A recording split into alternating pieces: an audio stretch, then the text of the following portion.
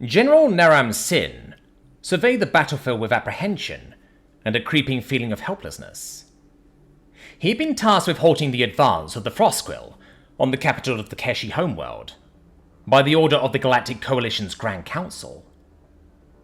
He'd been given command of a coalition grand army of 500,000 soldiers that contained a contingent from every member of the coalition, as had been their tradition for centuries. An army of this size had not been gathered in over 200 galactic years, and he expected to overawe the Vrosku into surrendering, or flight. But they hadn't been that accommodating.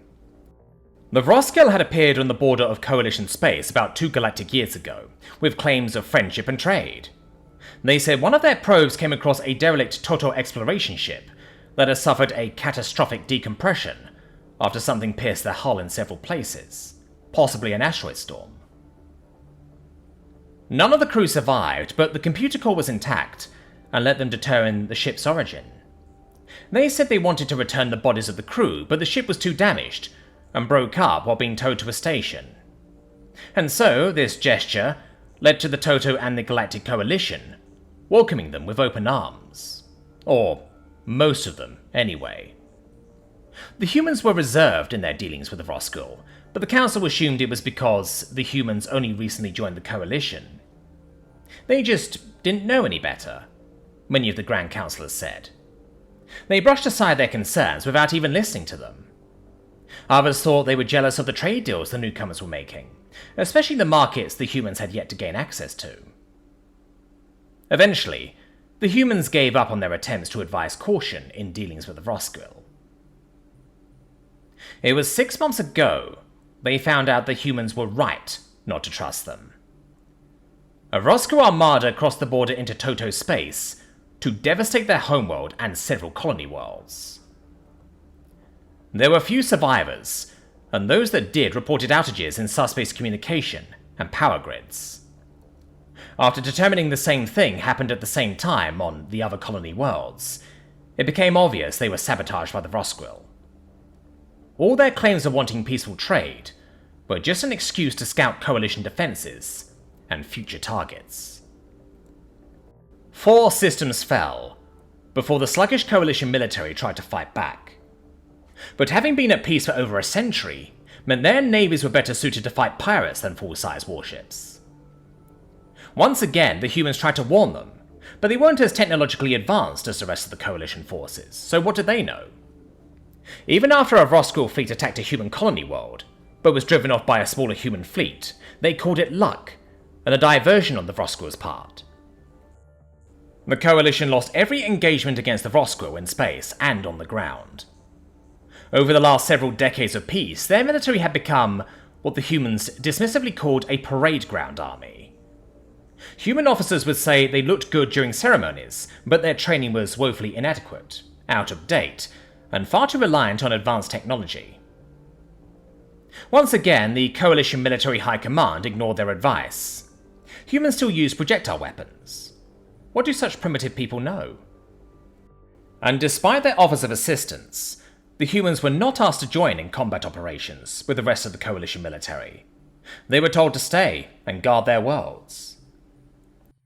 The High Command just said they only needed more men, ignoring the reports of the few survivors of battles, that their tactics were inadequate to deal with the constantly shifting tactics of the Vroskull. No matter how perfectly they followed the plans devised by High Command, the Vroskull just found a weak spot and exploited it.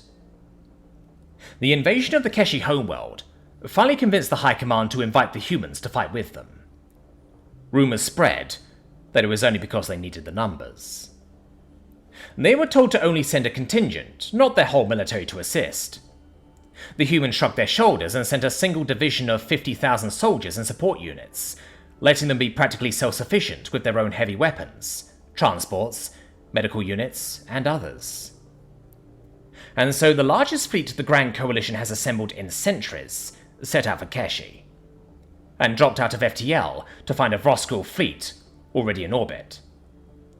Troop transports began to make planetfall, while the warships engaged the Vroskull.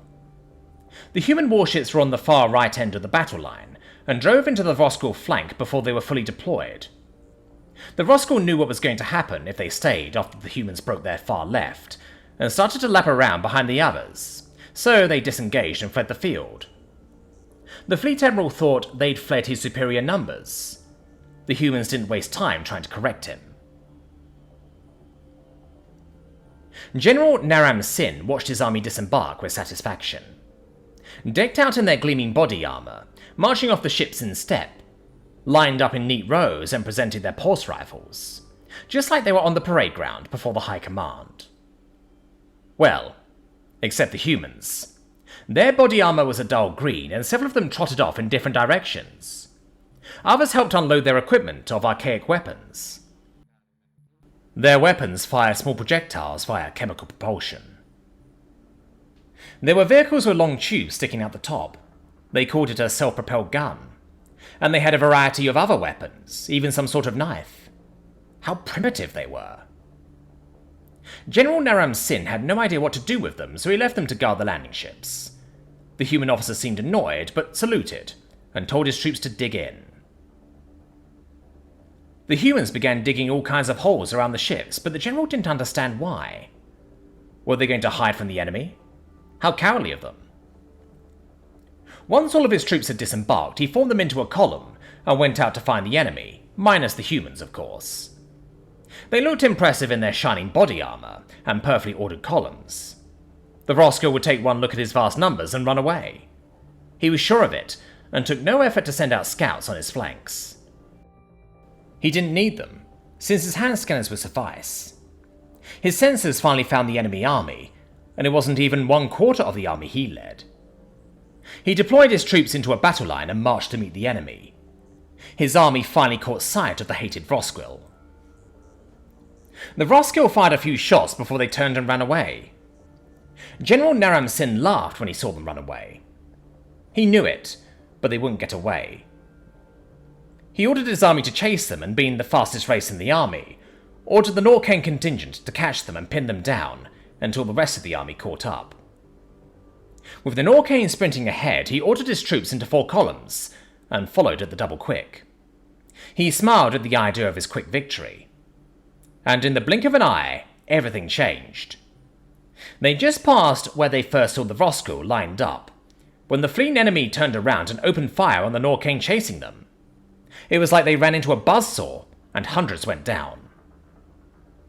Caught by surprise, his army stopped their pursuit, and then the other shoe dropped. Roskilde's soldiers popped up out of their hiding spots and sent a fusillade of shots into both flanks of his army. Their energy weapons pierced his troops' armor with ease, and they barely begun to return fire when the ground erupted around them, when the Roskilde set off the hidden explosive charges they placed underground.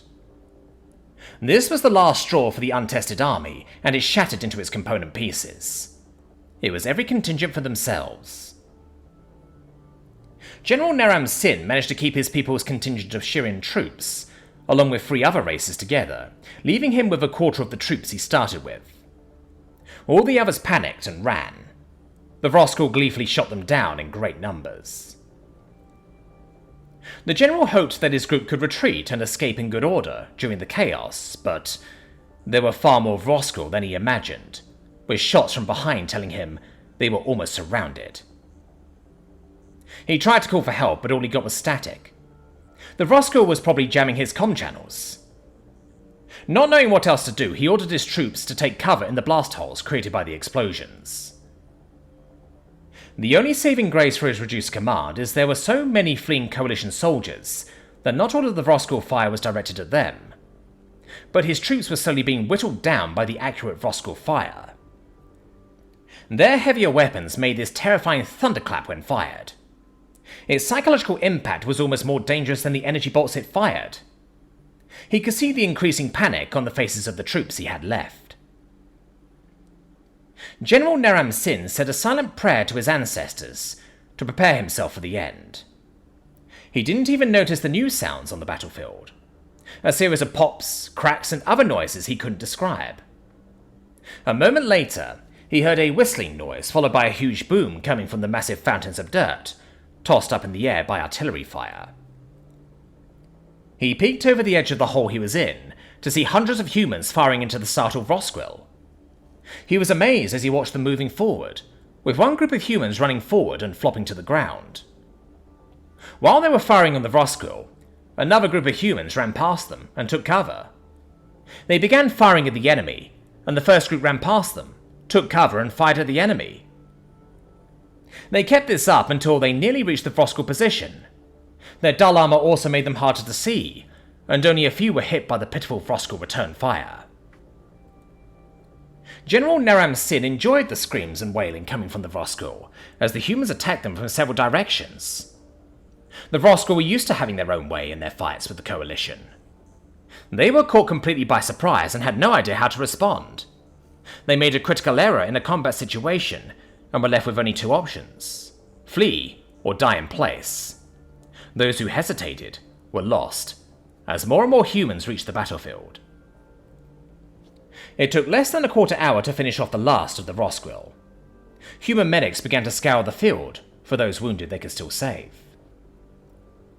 A human approached him, saluted in their fashion, and identified himself as Colonel Sellers, Terra Marines. General Naram Sin returned the salute with a huge sense of relief, and thanked the colonel with effusive praise. "So, one of my messages got through?" he asked. "Messages? We didn't get any messages," the colonel replied. "How did you know to come here and save us?" a confused General Naram Sin asked. "Our commander saw some of the fleeing troops headed for the dropships, and thought something went wrong," the colonel replied. "So he dispatched my command to link up with you." "Which officer told you how to find us? It might balance out his fleeing," the general angrily asked.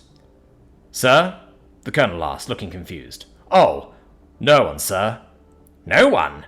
Then how did you know where to find us? The Vroskel had jammed all my comm channels and I couldn't broadcast our location," an increasingly confused general asked. The colonel smiled and replied, "An old Terran military maxim, sir. In the absence of any other orders, always march to the sound of the guns."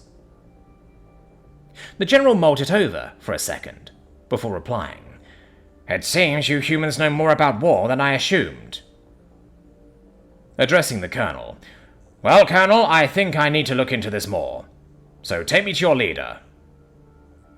At this, several nearby humans broke into laughter. The colonel silenced them but couldn't completely hide his amusement, as he said, "Yes, sir."